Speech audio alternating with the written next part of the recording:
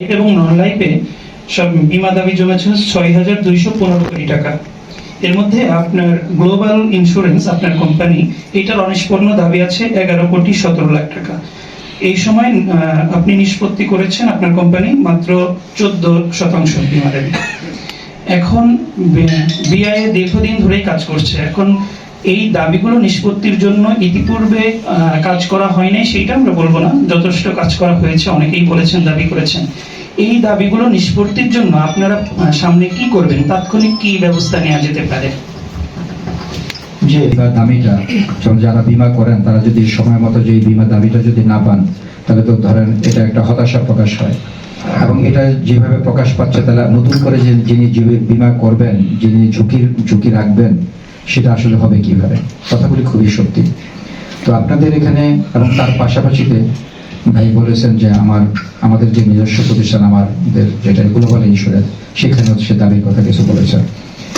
আসলে আপনাদেরকে রিয়েলিটিটা বুঝতে হবে যে দেখেন, একটা বীমা সংগঠন যেটা প্রথম যে ইন্স্যুরেন্স কোম্পানিগুলি যে তৈরি হয় আমাদের বাংলাদেশের, যেমন ধরেন আমি ব্যাংকের কথা যদি বলি, ব্যাংকগুলিতে যেমন ধরেন একটা নতুন ব্যাংক যখন হয় তখন ওই নতুন ব্যাংককে সার্ভাইভ করার জন্য ওদের যে ডিপোজিট স্কিমগুলি করা হয়, ও যে বেনিফিটগুলি দেয়, সেই বেনিফিটগুলি বাংলাদেশ ব্যাংক কিন্তু তাদের জন্য ইন্টারেস্টের হার কিন্তু বাড়িয়ে দেয়, কারণ ওর কাছে কেউ কিন্তু টাকা রাখতে চাবে না।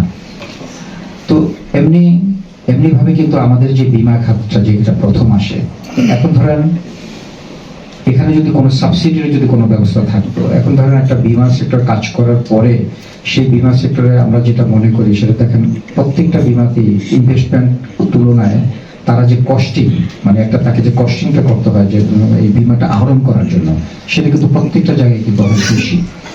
যদি এটাকে কিন্তু অনেক কথা বলতেছে যে আমাদের আসলে কস্টিংটা কমানোর জন্য, কিন্তু সেটাও কিন্তু ইচ্ছা করলে কিন্তু কমানো যাচ্ছে না। কারণ আমরা যে ধরেন এই সেক্টরটাকে এই বীমা আহরণ করার জন্য আমাদের কিন্তু পপুলেশনকে ইনভলভ করার জন্য অনেক প্রয়োজন। এখন আমি যদি ডেভেলপমেন্ট অফিসারদেরকে যদি ধরেন আমি একটা বীমা আহরণ করার জন্য যদি বলি, কিন্তু তাকে যদি আমি কোনো বিনিময় না দিই, সে যদি নির্দিষ্ট পারিশ্রমিক যদি আমার কাছে ফিক্সড যদি না পায়, সে যদি তার জীবন শেষে যদি তার যেমন ধরেন যে ফ্যাসিলিটিসগুলি আছে, যেমন গ্র্যাচুইটি আছে, প্রভিডেন্ট ফান্ড আছে, বা বিভিন্ন যে সুযোগ সুবিধাগুলি আছে, সেটি নিরাপত্তা যদি সে না পায়, তাহলে সে কেন আমার কোম্পানিতে জয়েন করবেন, কেন সে এই কোম্পানিতে আসবেন? এই জিনিসগুলির কিন্তু অনেক বড় অভাব আমাদের রয়েছে। আবার যদি ধরেন যে কোম্পানিগুলি এটা নিয়ে কি চিন্তা করে, তারা যদি এই কোম্পানিতে আসেন, তাদেরকে যদি ইনভলভ করে, তাহলে কিন্তু তার কস্টিং এর রেট কিন্তু অনেক হায়ার হয়ে যায়। কিন্তু এই যে ব্যাপারগুলি, এটা নিয়ে কিন্তু আসলে আমাদের যে সংস্থাগুলি যারা আমাদেরকে নিয়ন্ত্রক সংস্থা আছে, তারা কিন্তু এই জিনিসগুলি বোঝা উচিত তাদের। তো এটা একটা ব্যাপার। আর যেটা আপনি বলেছেন যে বীমা দাবিগুলি অনেকে পরিশোধ করতে পারছে না, যারা পুরাতন যারা অর্গানাইজেশন যারা আছেন, জীবন বীমার ক্ষেত্রে যে প্রবলেমগুলি সবচেয়ে বেশি হচ্ছে সেটা হলো কি, একটা ম্যাচুর কিন্তু দেখেন 12 বছর থেকে 15 ইয়ার্স আপ টু 25 ইয়ার্স পরে কিন্তু দিতে হয়। তো এই যে আমি তাদের যে টাকাটা নিচ্ছি, যেহেতু 15 বছর 20 বছর 25 বছর পর তাদের দিব, এবং এই ইনভেস্টমেন্ট করা, এরা এই টাকাটা নিয়ে যে ইনভেস্টমেন্ট করবে সেই জায়গাগুলিকেও কিন্তু যদি সঠিকভাবে এই ইনভেস্টমেন্ট করার ক্ষেত্রে কিছু বাধ্যকতা দিয়ে দেয়, মানে আমাদের যে নিয়ন্ত্রক সংস্থা আছে যে আমি আমাদের এই যে টাকাগুলি নিলাম, এই টাকাগুলি যে ব্যবহার করবো, কারণ আমি একটা বীমা পলিসি নিলাম, এই টাকাটা যদি আমি ব্যাংকে রাখি, বা আমি যদি মনে করেন একটা ব্যাংকে রাখার পর আমাকে কতটুকু ইন্টারেস্ট দেবে, কিন্তু আমাকে তো দিতে হবে তার থেকে আরো বেশি। তো আমাকে যদি এটা ইনভেস্টমেন্ট করার যদি জায়গাটা প্রসার করতো, এটাকে যদি স্ট্রাকচার করে সেইভাবে যদি কাজ করার সুযোগ করে দিত, তাহলে কিন্তু একটা বড় ধরনের স্কোপ থাকতো।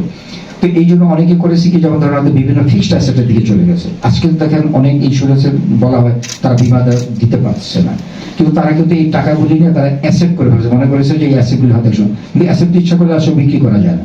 কিন্তু আপনি এই বীমা কোম্পানি যদি একটা হিসাব করেন যে ওর থেকে যতটুকু বীমা দাবি পাবে, তার থেকে ওর অ্যাসেটের পরিমাণ কিন্তু কয়েকশো এবং হাজার গুণ বৃদ্ধি। হয়তো তারা ওটা বিক্রি করে কিন্তু করছেন, এটা আমাদের মাথায় আছে। আমরা এটা চিন্তা করছি যে আমরা তাদেরকে প্রয়োজনে প্রেশার দিব, যে বলবো যে তুমি অ্যাসেট করেছো এদের টাকা দিয়ে, অত প্রয়োজন তুমি অ্যাসেট সেল করো, তুমি অ্যাসেট সেল করে দাবি পরিশোধ করো, কারণ তুমি আজকে যেটা করতেছো সেটা করার কারণে কিন্তু আমাদের এই সেক্টরটা আজকে ধ্বংস হয়ে যাচ্ছে। মানুষ আমাদেরকে সিসি দিচ্ছে। তাই আমরা যে সমাজের প্রতিষ্ঠিত ব্যক্তি বলছে, আপনি আজকে কোনো সমাজের সামাজিকতা অনুষ্ঠানে যেতে পারবেন না, বলবে যে এই সামাজিকতা সে টাকা দিচ্ছে না। তো এইটা আমাদের একটা বড় চ্যালেঞ্জিং, আমরা এটা নিয়ে কাজ করব। এবং আমাদের সাথে কথা হয়েছে যে ইডিআর সাথে, তারাও একই কথা বলেছে। মানে ব্যাপারটা আমাদেরকে আমাদের জায়গা থেকে কিন্তু অবস্থান চেঞ্জ করতে হবে। আর আমাদের গ্লোবাল ইন্স্যুরেন্সের কথা যেটা বললাম, দেখেন এটা নিয়ে একটু, আমরা যখন একটা ইন্স্যুরেন্স করি আওতায় রাখতে পারবো, এবং আমরা যখন যে আওতার পরিবার, সে ধরেন আমরা 100 কোটি টাকা, যেমন ধরেন একটা কোনো সাম ইনস্যুর ভ্যালু যদি একটা ইন্ডাস্ট্রি যদি করে, তার 100 টাকার রিস্ক আমার কাছে দিতে চাচ্ছে। তো এই 100 টাকার যখন 100 কোটি টাকা, 100 কোটি টাকা যখন হয়ে যায়, 100 কোটি প্লাস হলে কিন্তু এই ইন্স্যুরেন্স আমরা বিদেশে করতে পারি। তো 100 কোটি টাকার নিচে কিন্তু আমাদের দেশে করতে হয়।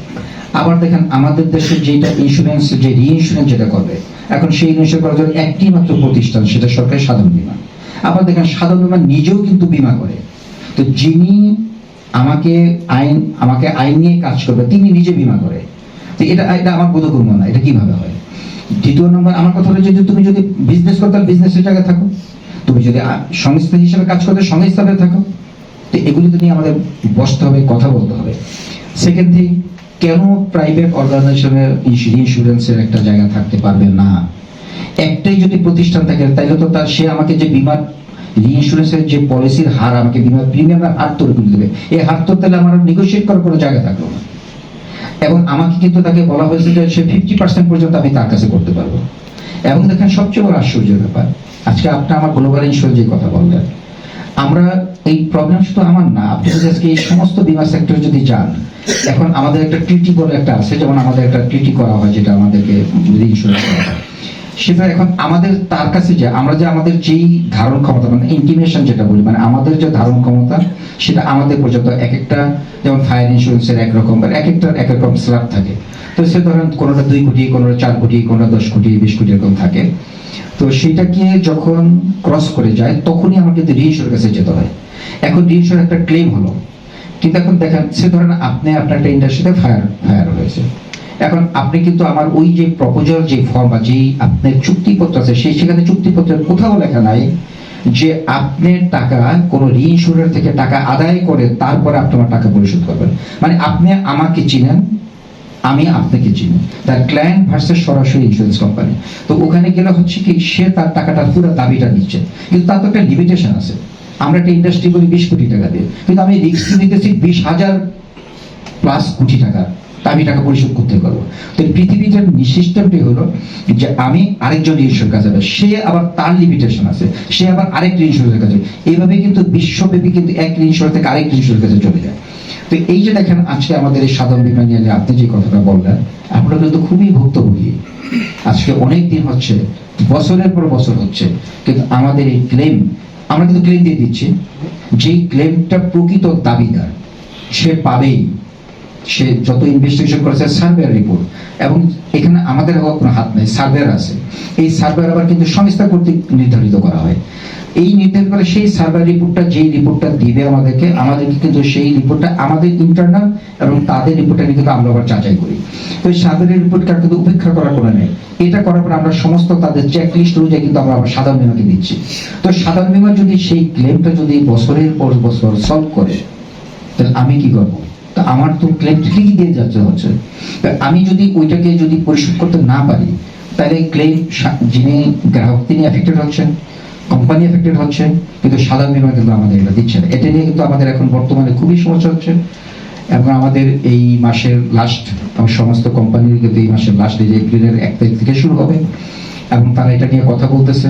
আমরা আমাদের এই দাবিগুলি, আমাদের যে যৌক্তিকতা সেই কথাগুলি বলছি, এবং তারাও এটা ফিল করতেছে যে আমাদের আজকে 8-10 বছর, যেমন ধরেন আমাদের একটা ইন্স্যুরেন্স, আমাদের একটা আছে, ধরেন আজকে প্রায় 10 বছরের উপরে প্রবলেম সলভ করতেছে না। তা আমার কথা তো আপনাকে প্রবলেম সলভ করতে হবে। আমি তো আপনাকে চেকলিস্ট অনুযায়ী পেপার দিয়েছি, তা আপনি এটা সলভ করবেন, তাহলে আমি এটাকে কিভাবে দিব? তো এই যে আপনি আমাকে যে 11 কোটি টাকার কথা বললেন, যেটা আমাদের মধ্যে 14%, আসলে এই কারণে কিন্তু আমরা আমাদের তো একটা লিমিটেশন আছে। কিন্তু বাট আমরা মনে করি যে এই জিনিসগুলি আপনাদের মাধ্যমে এই কথাগুলি আসুক। আমার বক্তব্য যেটা, সংস্থাকে কিন্তু এই চিন্তাটা করতে হবে যে আপনি আমার উপরে যে আইনটা প্রয়োগ করতেছেন, যেটা চাপিয়ে দিচ্ছেন, সেটাকে সহানুমূলক হতে হবে। আমাকে সুযোগ দিতে হবে যে এটাকে বাঁচিয়ে রেখে গ্রাহক বিমাদের যেটা বিমাদের যে দাবিটা সেটা, বাট সেটা যদি আমাদের ভিতরে যদি কোনো দুর্বলতা থাকে, যে সংস্থার যেটা যৌক্তিকতা, যেটা যৌক্তিক দাবি, সেইটাকে নিয়ে যদি আমরা বিতর্ক তৈরি করি, সেটা আমরা মনে করি আমাদের বি অ্যাসোসিয়েশন এটা কোনোভাবে আমরা মানব না, এবং এটা নিয়ে আমরা নিজেরও কাজ করব।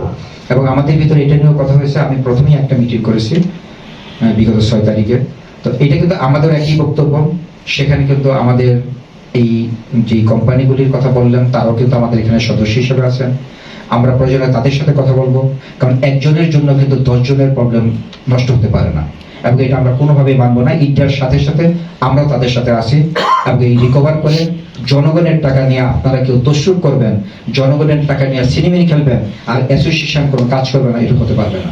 আমরা এটা ঘৃণা প্রকাশ করছি, এবং আমরা আমাদের অ্যাসোসিয়েশন অবশ্যই জনগণের পাশে নিয়ে তাদের ন্যায্য দাবিগুলি আমরা ওই যাদের যেই প্রতিষ্ঠানকে নিয়ে কথা আছে তাদের সাথে এটা নিয়ে আমরা কথা বলবো এবং উদ্ধার করবো ইনশাআল্লাহ।